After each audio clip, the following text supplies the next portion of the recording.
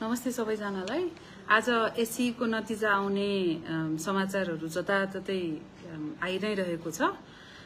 मैले स्पेशली अभिभावकहरूलाई चाहिँ नि एउटा अनुरोध गरे।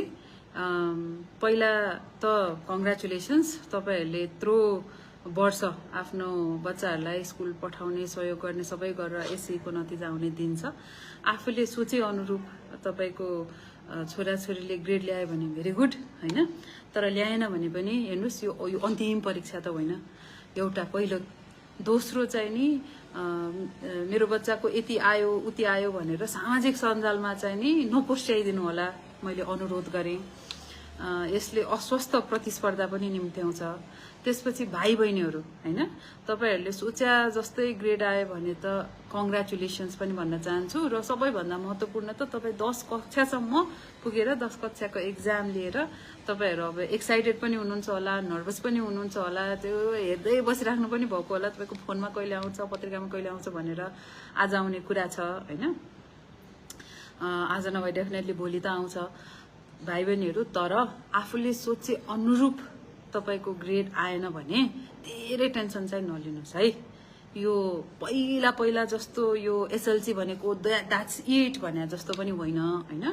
यो 12 कक्षासम्म तपाईको विद्यालय शिक्षा नै हो हैन। रिटेस्टको प्रावधानहरू हुन्छ हैन। तपाईले के भन्छ सोचे अनुरूप ग्रेड आएन भने पनि एकदम धेरै टेन्सन चाहिँ नलिनु होला। यो एक्जाम मात्रै हो, यसले मात्रै तपाईको के कुरामा खुबीहरू छ डिटरमिन गर्दैन है। तपाईको कतिवटा एबिलिटिज हुन्छ जुन चाहिँ नि यो रिटन टेस्टमा, स्ट्यान्डर्डाइज टेस्टहरुमा आउँदैन। त्यसैले आफूले सोचे अनुरूप ग्रेडहरु आएन भने धेरै टेन्सन नलिनुस्।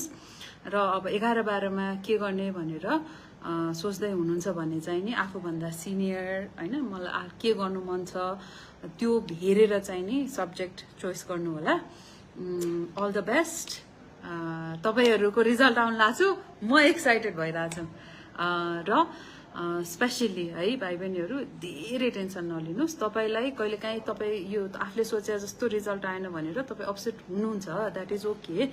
अपसेट भयो भने तपाईले आफ्नो साथीसँग कुरा गर्ने कि आफ्नो आफूभन्दा ठुलो दाइ दिदीसँग कुरा गर्ने कि बुवा आमासँगै कुरा गर्ने कि जोसँग कुरा गरे पनि कुरा गर्नुस्।